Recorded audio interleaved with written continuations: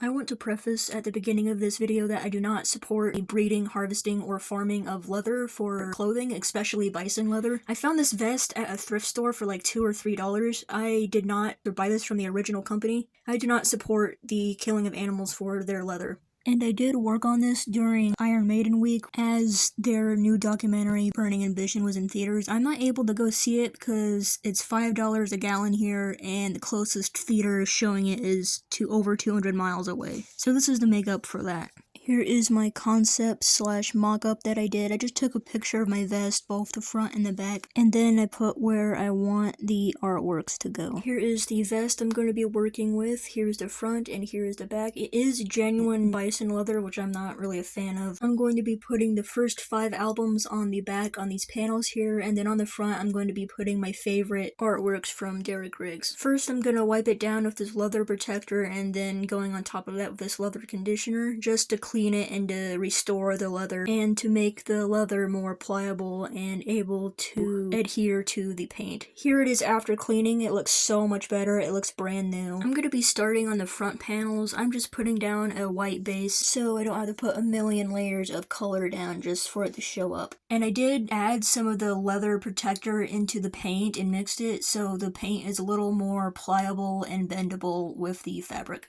I didn't record my full process of this, just this beginning part here. But for this right pocket, I'm doing Brave New World Eddie. This is before I did some changes. Here's a very unsatisfying tape peel, but I moved his mouth up a little bit and then added some more shading.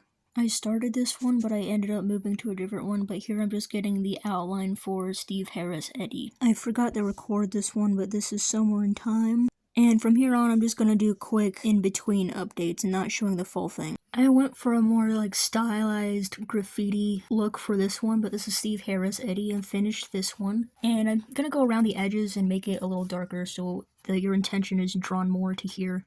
And that is about it for part 1. I'm going to be doing 3 panels per part. So in the next part, I will finish the front by doing Purgatory Eddie up there and then Stranger to Strangeland Eddie right here. And I really love how these came out. I hate painting. I'm not a painter at all. But I really love how these turned out, especially Somewhere in Time Eddie, Brave New World Eddie. I suck at painting clouds, but I like how this turned out. I'm so happy that I brought his mouth up so you can see his teeth. This looks so much better. And in the comments, please let me know what I should put in this front panel and then on these pocket panels here.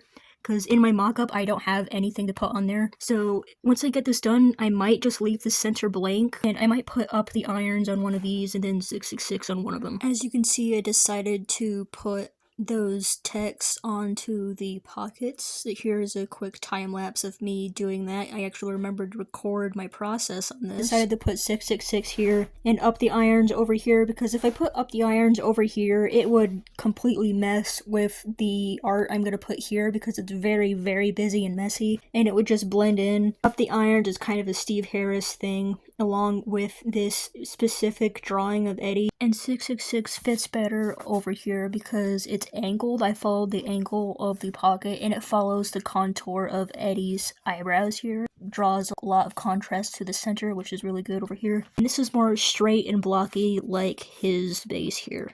I think it looks really good, and I will see you in the next video.